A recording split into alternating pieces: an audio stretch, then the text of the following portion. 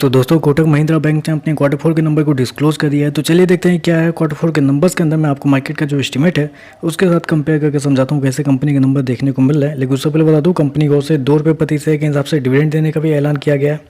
चलिए नंबर देखते हैं। डाटाबेस के यहाँ पे क्रोस में दिया गया है। तो देखिए पिछले क्वार्टर की बात करें तो पिछले क्वार्टर में कंपनी का टोटल इनकम जो कंपनी ने जनरेट किए थे अप्रोक्सीमेटली 24,083 करोड़ के आसपास, पिछले साल 20,766 करोड़, जबकि अभी देखें तो बढ़ के 27,909 करोड़ के आसपास आपको जाता हुआ देखने में। तो साल दर साल देखें तो साल दर साल कंपनी के टोटल इनकम के अंदर ऑलमोस्ट बोल सकते हैं 35% के आसपास का जंप आपको देखने को मिल रहा है। वहीं अगर क्वार्टर क्वार्टर जाते हैं तो क्वार्टर क्वार्टर भी कंपनी के रेवेन्यू के अंदर एक अच्छी खासी तेजी आपको देखने को मिले। वहाँ पे भी देखें तो अप्रोक्सीमेटली 18% के आसपास का जंप आपको देखने को मिला। तो क्वार्टर क्वार्टर साल दर साल कंपनी का रेवेन्यू आपको बढ़ता हुआ देखने को मिल रहा है। चलिए कंपनी का इंटरेस्ट इनकम क्या है वो देख लेते हैं। तो देखिए पिछले क्वार्टर की बात करें तो पिछले क्वार्टर में कंपनी का इंटरेस्ट इनकम 14,494 करोड़, पिछले साल 11,981 करोड़, जबकि अभी देखें तो बढ़ के 15,156 करोड़ के आसपास आपको देखने को मिल रहा है।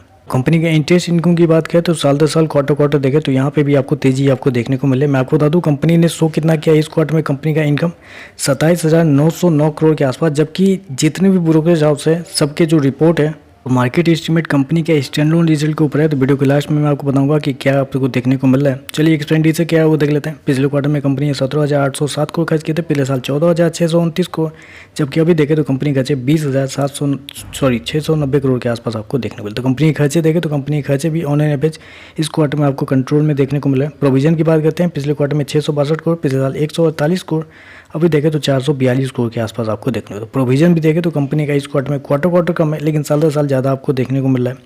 कंपनी के प्रॉफिट की बात कर लेते हैं तो देखिए पिछले क्वार्टर में कंपनी का प्रॉफिट 4,264 करोड़, पिछले साल 4,566 करोड़, जबकि अभी देखें तो कंपनी का प्रॉफिट 5,337 करोड़ के आसपास आपको देखने को मिला। तो साल दर साल क्वार्टर क्वार्टर कंपनी का जो प्रॉफिट है वो आपको बढ़ता हुआ देखने को मिला है। चलिए कंपनी के स्टैंडअलोन रिजल्ट को देखते हैं और फिर मार्केट के एस्टीमेट को कंपेयर करते हैं। अगर आप स्टैंडअलोन रिजल्ट को देखते हैं तो यहाँ पे एक बहुत बड़ा उलटफेर आपको देखने को मिला है, क्योंकि पिछले क्वार्टर में कंपनी का 3,005 करोड़ के आसपास का प्रॉफिट था, पिछले साल 3,495 करोड़, जबकि अभी देखें तो बढ़ के 4,133 करोड़ के आसपास है। जबकि जितने भी ब्रोकरेज हाउस है, जितने भी मेरे पास 10 से 12 रिपोर्ट है, सारा का यही कहना था कि इस क्वार्टर में कंपनी का जो प्रॉफिट है वो आपको 3 से 5% के आसपास के अंदर गिरावट आपको देखने को मिली। हर कोई यही सोच के बैठा था कि इस क्वार्टर में कंपनी का प्रॉफिट गिरता हुआ देखने को मिलेगा, चाहे वो आनंद राठी हो या एक्सिस हो, मोतीलाल ओसवाल हो, प्रभुदास हो या एमके हो या नोमुरा हो, हर किसी का ये कहना था कि इस क्वार्टर में कंपनी का जो प्रॉफिट है वो आपको 3200 करोड़ से लेकर 3400 करोड़ के बीच में आता हुआ देखने को मिला। यहाँ देखिए कंपनी का जो प्रॉफिट है 4133 करोड़ देखने को मिला। इसका मतलब कि आप बहुत बड़े लार्ज